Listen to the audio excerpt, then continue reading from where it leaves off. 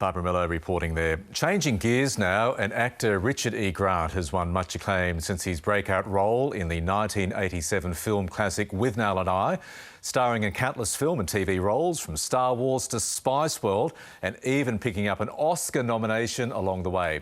Richard's currently in Australia for a live tour reflecting on his career and life, inspired by his beloved late wife Joan and her request for him and their daughter to find a pocket full of happiness in every day. It is also the title of what is a deeply personal memoir, and we are so chuffed to say Richard E. Grant joins us in the breakfast studio. Good morning. Good morning. How are you? Good morning. And Tony's here too. He's a great fan of your work, your back catalogue.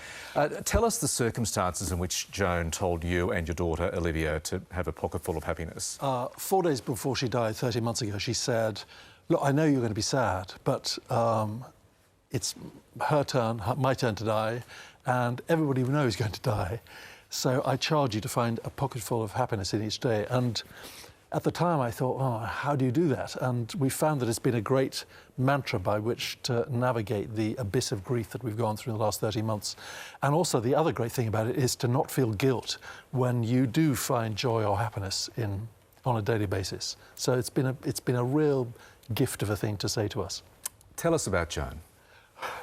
Oh, she was a no messing around Calvinist Scots woman from Aberdeen, and she was the anti-starstruck, anti-sycophant person to my, kid lost in the Swedish Opera fame type attitude. So it was a very, very good combination.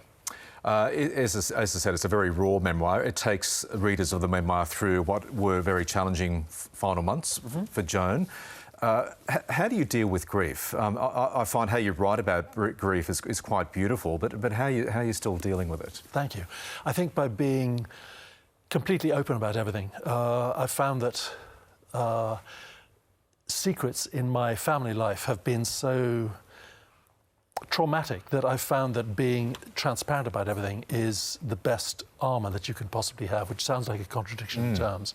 But I think if you're just open about everything, then you can't be doorstepped about stuff. So I started writing a diary when I was 10 years old, when I discovered my mother inadvertently bonking my father's best friend on the front seat of a car. As you do. Yeah, as you do.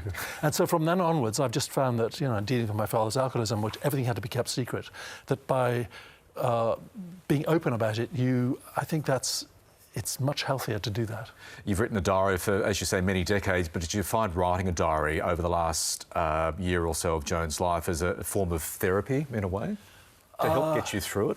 I suppose so. The other thing, Mike, is that because you have no control over the person's diagnosis, that somehow at the end of the day, trying to write down and deal with the sort of chaos of it was the only vestige of control that you could kind of wrest out of the situation. So I found that very helpful. The diary does go back to key moments in your career, and that's where we bring in fellow Withnail I fan Tony Armstrong. A lot of actors, when you raise the film that made them famous, tend to shy away from it or scoff at the film, but you still embrace this absolute classic, don't you? Yeah, because it had an absolutely brilliant script, hilarious dialogue. So I get it, because I'd have given an arm and a leg to do it, and I'm just grateful that Daniel Day-Lewis turned it down. Otherwise, I wouldn't be sitting here right now. I know that. What did you like most about filming it, doing it? Well, I've been unemployed for 9 months before getting this part. So playing somebody who was bitter and twisted from being out of work was the perfect segue. Also, in lockdown worldwide, you gave everyone so much joy recounting sort of 45, 50-second clips, because I think you said it's the only script that you've still got total recall of. Yeah, and you were just putting that out there. Yeah, well, somebody tweeted me and said, could you do one line from the movie? So I did, and then it snowballed. Every day people would say, well, could you do this one? So I just followed orders on social media.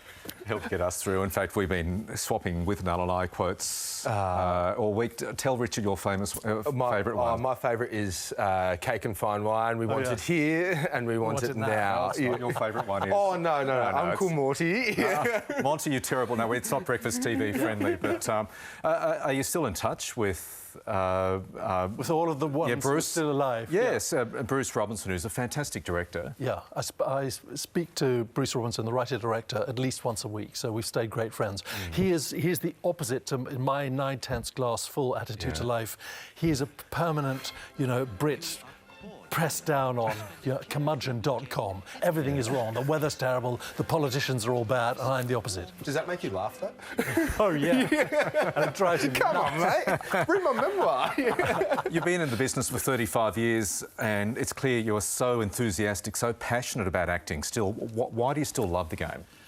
Because, I grew up in the smallest country in the Southern Hemisphere, what was then called Swaziland. It was 120 miles by 93 miles wide. So the idea that you could actually become an actor and succeed seemed so impossible that I still can't really believe that I'm here.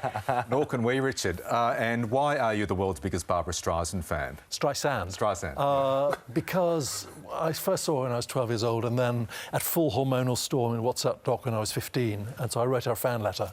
And I just thought she was the most gorgeous, talented, extraordinary person that I've ever seen in my whole life, so I was thrilled to meet her. Now, you haven't played every role. You did a delightful Desert Island Disc, which I listened to last night, and you said your dream still is for Quentin Tarantino to cast you as a lounge lizard, sleazy Vegas lounge lizard, or in a Western. Yeah, both. Both? Yeah. Maybe a sleazy lounge lizard. Keep putting it out for there. a Western. Yeah. I'd love to work with him. Congratulations on the memoir, Thank Richard. you. Congratulations on your career. You're hitting the stage tonight at Hamer Hall in Melbourne. How are you feeling about that? You only arrived in Australia last night. Yeah, I'm ready. Bring it on. Bring it on. Dan, various dates around the country. Really appreciate you making the time for us. Oh, thank you, mate. Richard E. Thanks, Grant. Tony.